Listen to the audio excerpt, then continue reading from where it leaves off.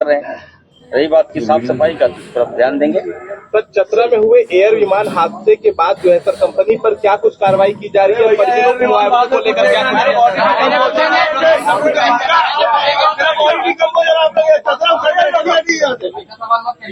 चतरा वाला बात कर रहे हैं आप लोग। बात कर रहे हैं आपने पत्रकार में से एक पत्रकार चोरी है सर, चोर हो इरफान सर सुनिए, आप मुद्दा को भटकाया जा रही है। अरे हम भाई है, उसका भाई है, हम उसका भाई है, जो मारा उसका भाई है। करानी कर रहे हैं यहाँ पर, करानी कर रहे हैं यहाँ पर। चतरा से बात करिए आप लोग।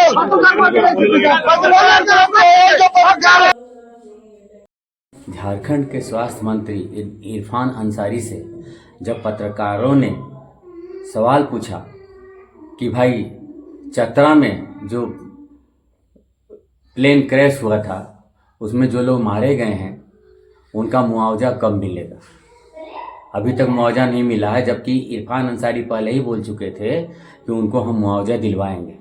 तो इसी बात पर इरफान अंसारी और उनके समर्थक भड़क गए और पत्रकार का जम करके पिटाई कर दी और वो पत्रकार जो है वो गंभीर स्थिति में सदर अस्पताल में इलाज चल रहा था। तो आप ये समझ सकते हैं, ऐसे इरफान अंसारी जो हैं वो हमेशा विवादित बयान देते रहते हैं। कई बार बीजेपी को या फिर कई बार जो है अमित शाह जी को, मोदी जी को या फिर योगी जी को अभद्र भाषा का इस्तेमाल करते हैं, जबकि विधानसभा में शपथ के समय में उन्होंने कहा था कि मैं संविधान का पालन करूंगा, लेकिन ये तो संविधान को पूरा ही मतलब हत्या कर रहे हैं।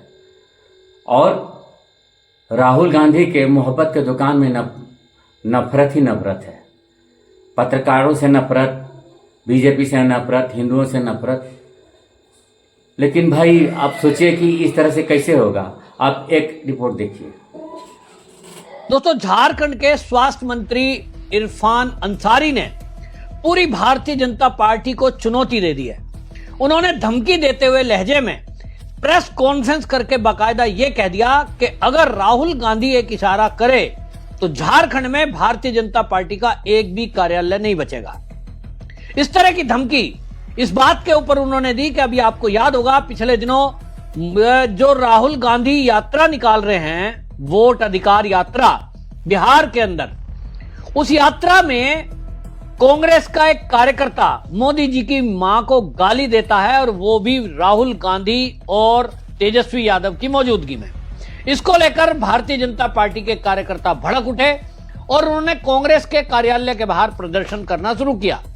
इसी में कांग्रेस के कार्यकर्ताओं ने बीजेपी कार्यकर्ताओं के ऊपर पथराव कर दिया, झड़प हुई और उस झड़प में जब झड़प हुई है तो दोनों तरफ से डंडे चलने लगे, कुछ लोगों को चोटें आई। इस पर बाकायदा इरफान अंसारी ने सारी हदें पार करते हुए, आप सोचिए एक मंत्री है जो कि संविधान की शपथ लेते हैं और उस कांग्रेस पार्टी का नेता जो कांग्रेस में राहुल गांधी, प्रियंका गांधी वाड्रा, पूरे कांग्रेसी एक लाल किताब को लेकर घूमते हैं।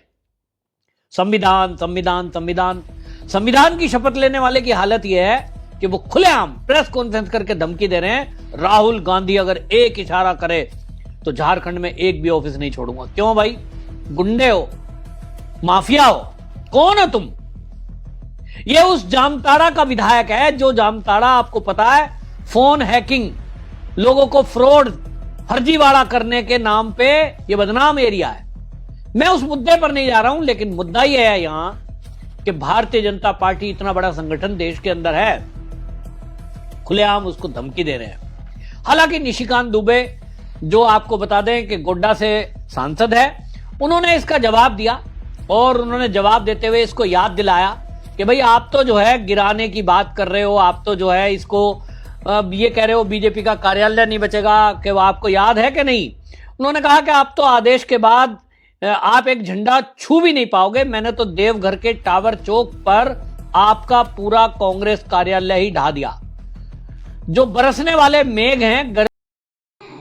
इरफान अंसारी 2022 में कैश कांड मामले में वेस्ट बंगाल में गिरफ्तार हुए थे, जिसको ममता बनर्जी ने इंडी गठबंधन के नेता ने गिरफ्तार किया था। आप सोचिए कि इन लोगों के कारनामे पहले से ही मौजूद है, तो ये लोग जो है अभद्र भाषा का तो प्रयोग करेंगे ही और आम जनता का कोई भी ध्यान नहीं देंगे। आज जो है इरफान अंसारी का बयान आया है कि भाई पत्रकारों का कोई पिटाई नहीं हुआ है, पत्रकार जो है हमारी रोजी रोटी पर पलते हैं, हमारे चलते उनका पेट भरता है, तो फिर पत्रकार भड़क गए। ये रिपोर्ट देखिए। पत्रकार हमारे अपने अंग हैं, हमारे अपने भाई हैं और मेरे कारण ही आप लोगों की दुकानदारी चलता भी है। इस बात को मानिए, मैं बार बार बोल रहा हूँ, मैं ये कह रहा हूँ किसी का पेट चल रहा है, हमारी वजह से आप लोगों के बीच जाने जा रहे हैं। अब फिर आप बात कीजिएगा तो हम लोग बात सुनिएगा कि नहीं सुनिएगा। आप तो गलत मैं कह रहा हूँ कि कई टीआरपी जो है मेरे चलते ये होता है, फॉलो आपको ज्यादा पड़ता है। अब ठीक है ना, लैंग्वेज थोड़ा सा समझिए, मेरा बातों को समझिए। होना चाहिए ये अल्लाह में से चलिए।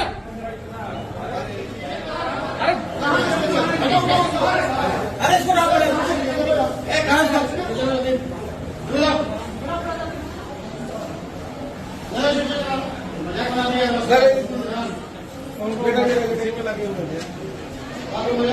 पानी दे, पहले पानी होने दीजिए।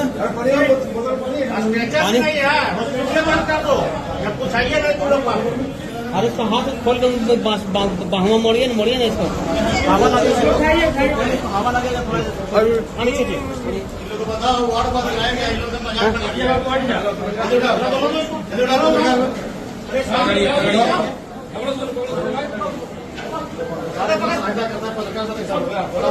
मजाक बना दिया तुम लोग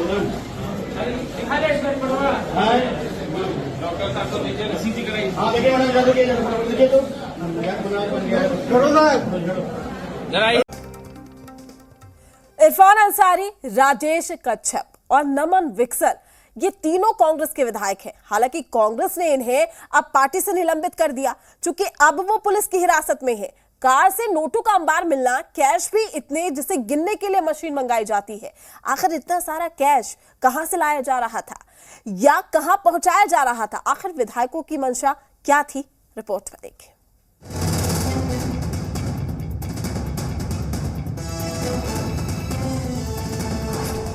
जामताड़ा से कांग्रेस विधायक इरफान अंसारी, खिजरी से कांग्रेस विधायक राजेश कच्छप, कोलेबिरा से कांग्रेस विधायक नमन विकसल कोंगारी। जी हां, ये कांग्रेस के वो विधायक हैं जो अब सलाखों के पीछे हैं।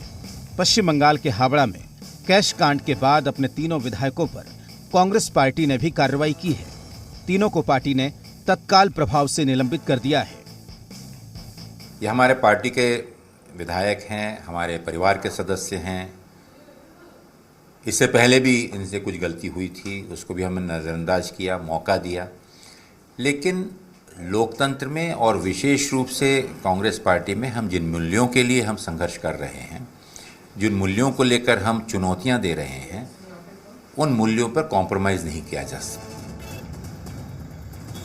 हावड़ा में शनिवार को एक गाड़ी से लाखों रुपए कैश बरामद किया गया था। विधायक इरफान अंसारी की कार से ये कैश मिला।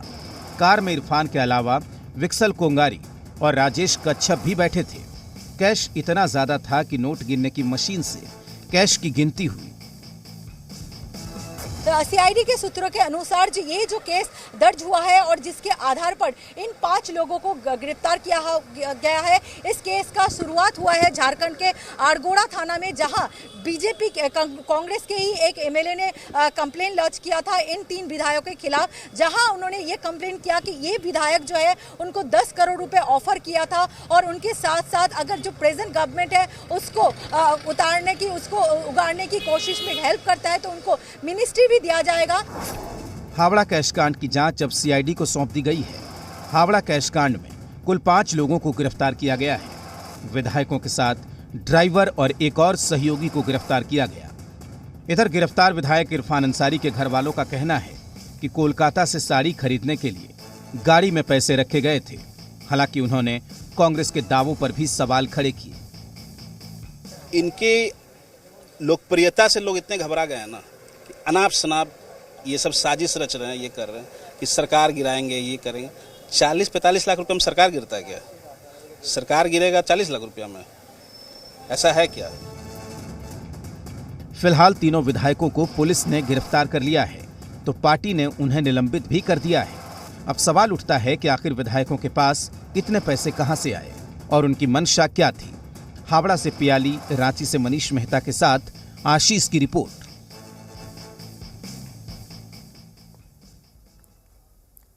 पश्चिम बंगाल के हावड़ा में आप सोचिए कि कांग्रेस में कैसे कैसे लोग भरे पड़े हैं जो कि देश विरोधी, हिंदू विरोधी और जनता से नफरत करते हैं।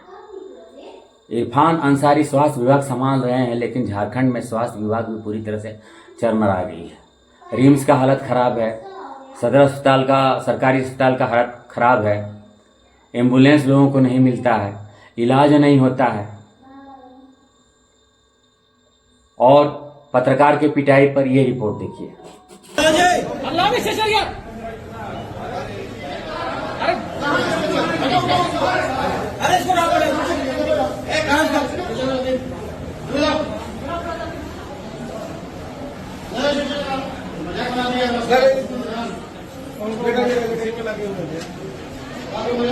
पानी दे, पहले पानी में दे दो।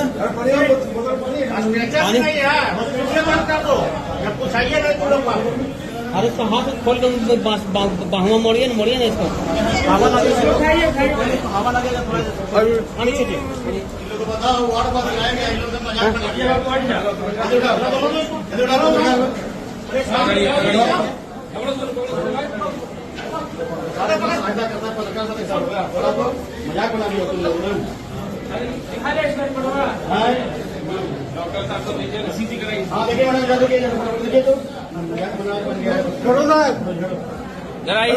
नमस्कार। लगता है झारखंड में मंत्रियों से सवाल पूछना भी अब गुनाह हो गया है। ऐसा हम इसलिए कर रहे हैं क्योंकि झारखंड के स्वास्थ्य मंत्री इरफान अंसारी आज हजारीबाग पहुंचे थे और हजारीबाग के न्यूज़ 18 झारखंड के पत्रकार सुशांत सोनी ने जब उनसे एक सवाल पूछा, उसके बाद जैसा कि सुशांत सोनी बता रहे हैं कि इरफान अंसारी के समर्थकों ने उनकी जमकर पिटाई कर दी। वे फिलहाल घायल हैं और हजारीबाग के सदर अस्पताल में उनका इलाज चल रहा है।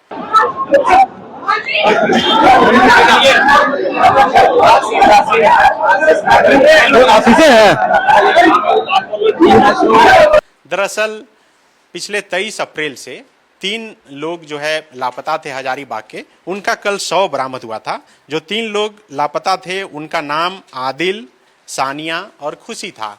इसी मामले में आज सुबह सुबह सोशल मीडिया पर पोस्ट किया इरफान अंसारी स्वास्थ्य मंत्री ने कि वे इस मामले में संज्ञान ले रहे हैं और वे हजारीबाग पहुंचे। उन्होंने मृतक के परिजनों से मुलाकात की, एसपी को निर्देश दिया कि इसमें कड़ी कार्रवाई की जाए और जो भी आरोपी है उसकी गिरफ्तारी की जाए। उसके बाद वे अस्पताल का निरीक्षण किए। उसके बाद मीडिया से बातचीत करने लगे। मीडिया से बातचीत करने के दौरान जब सारे सवाल खत्म हो गए तब न्यूज़ 18 झारखंड के पत्रकार जो हजारीबाग और चतरा दोनों के प्रभारी हैं, उन्होंने स्वास्थ्य मंत्री इरफान अंसारी से सवाल पूछा कि पिछले दिनों चतरा में जो विमान हादसा हुआ था उसमें मृतकों को अब तक मुआवजा नहीं मिल पाया और जो कंपनी है उस पर कोई कार्रवाई भी नहीं हुई। बस इतना सुनना था और उसके बाद वहाँ मौजूद जो लोग थे वो उस पत्रकार पर टूट पड़े। मंत्री की मौजूदगी में, पुलिस की मौजूदगी में, अधिकारियों की मौजूदगी में पत्रकार की जमकर पिटाई की गई। पिटाई इतनी की गई कि वे घायल हैं और फिलहाल हजारीबाग के सदर अस्पताल में उनका इलाज चल रहा है। आप वीडियो भी देख सकते हैं कि किस तरह वहाँ मौजूद जो लोग हैं वो किस कदर पिटाई कर रहे हैं। आप समझिए, वहाँ जो लोग, जैसे ही सवाल सुशांत सोनी ने स्वास्थ्य मंत्री इरफान अंसारी से पूछा तो वहाँ मौजूद लोग कहने लगे कि आखिर हजारीबाग में चतरा का सवाल क्यों। तो सवाल तो ये भी है कि इरफान अंसारी यहीं रहकर अमेरिका से लेकर इंग्लैंड और लंदन तक के सवालों पर अक्सर बोलते रहे हैं, तो फिर क्यों नहीं एक मंत्री से दूसरे जिले का सवाल पूछा जा सकता है तब, जबकि जैसे ही विमान हादसा हुआ था और सबसे पहले इरफान अंसारी ही मृतक के घर गए थे और वे आश्वासन देकर लौटे थे। उसके बाद इस विमान हादसे में विकास गुप्ता, जिन डॉक्टर की मौत हुई थी, जब शोक सभा था तो उस शोक सभा में इरफान अंसारी बतौर मंत्री वहाँ मौजूद रहे। उसके बाद उनके अपने घर पर बुलाकर उनके पिता से कुछ दिन बाद मुलाकात की। उसके बाद जो पायलट की जो मौत हुई थी उस पायलट के पिता से उन्होंने मुलाकात की। उसके बाद जो मरीज़ थे उस मरीज़ के परिजन से इरफान अंसारी ने मुलाकात की और सब मुलाकात में उन्होंने बस इतना ही कहा कि वे मुलाकात कर रहे हैं और उनकी आंखें भर जा रही है।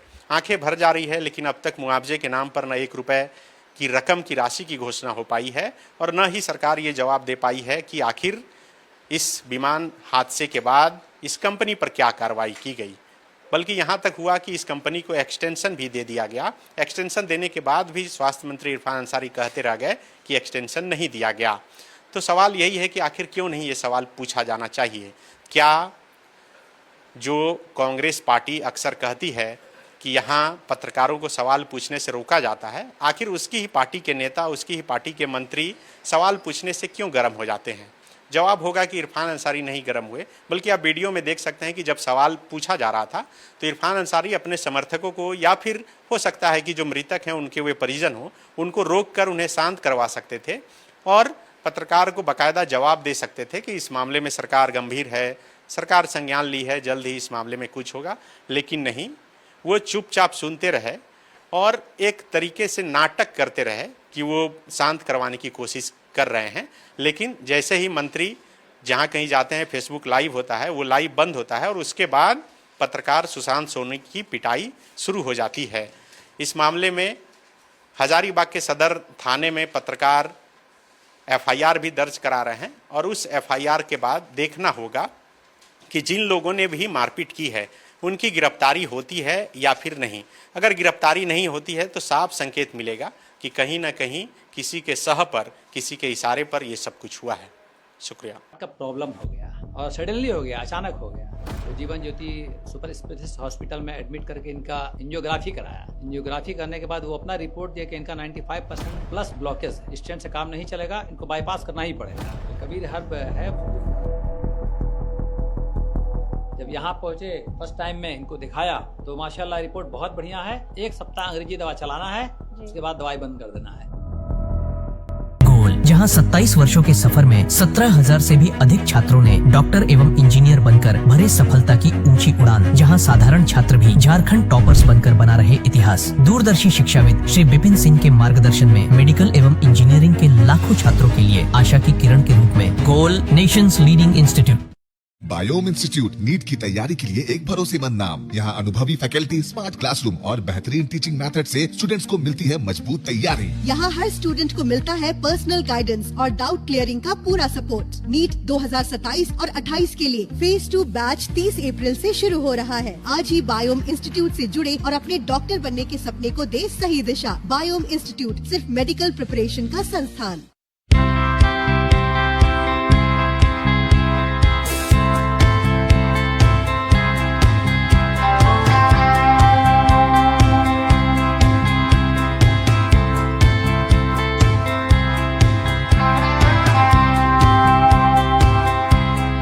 आप भी है देश सेवा के लिए तैयार तो आपका सपना होगा साकार। 10th 12th के बाद एनडीए में जाने का रास्ता रॉ डिफेंस एकेडमी करेगी आसान। और एडमिशन से पहले सभी जरूरी क्राइटेरिया की जांच की जाती है, जैसे height, weight, eye rotation, chest measurement, carrying angle, colour blindness. यहाँ एक्स एंड सर्विंग ऑफिसर्स के गाइडेंस में रेगुलर SSB और वो सब कुछ जो आपके एग्जाम क्रैक करने के लिए जरूरी है। मतलब एडमिशन से पहले ही आपको पता होगा कि कहाँ मेहनत करनी है।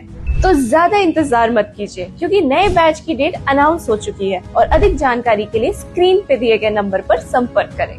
प्रतियोगिता परीक्षा की तैयारी का एक मात्र संस्थान NIBM banking, SSC, railway, JPSC परीक्षा की करे तैयारी। जौहरी का भूमिका ये संस्था अदा कर रही है और हीरा चमक रहा है। पूरे NIBM परिवार को मैं तहे दिल से धन्यवाद देती हूँ कि उन्होंने अपने कुम्हार के रोल को बहुत अच्छी तरह से निभाया। मेरा सिलेक्शन IBPS CSA में बैंक ऑफ महाराष्ट्र में हुआ है। करंटली मेरा RRBPO में हुआ है। मेरा सिलेक्शन बैंक ऑफ इंडिया में एज ऑफिसर स्केल 1 हुआ है। मेरा सिलेक्शन इंडियन ओवरसीज बैंक में एज PO हुआ है। NIBM झारखंड का एक मात्र संस्थान।